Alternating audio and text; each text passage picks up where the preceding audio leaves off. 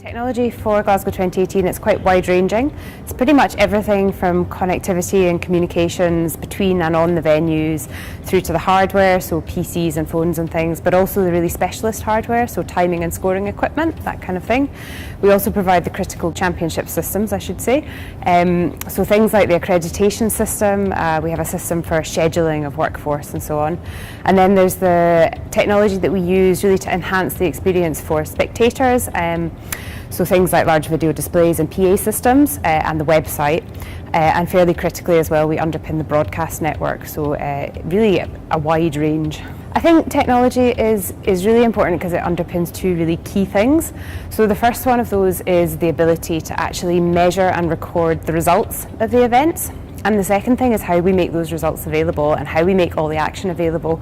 So to the athletes themselves, to the European federations, to the judges, the technical committees, and then how we actually let the spectators see the event and experience the event, and really critically how we then make it available to millions of television viewers.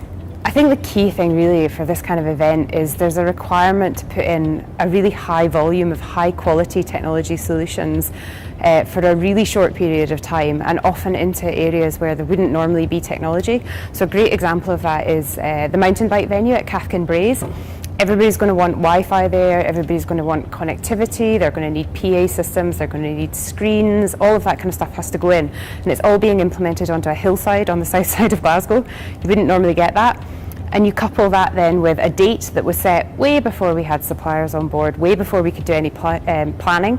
So we're really reliant on absolutely hitting an immovable deadline and then trying to do that within a budget and with a really demanding group of stakeholders. NVT were chosen through an open procurement process, but since we actually started working with them, their experience has really come to bear.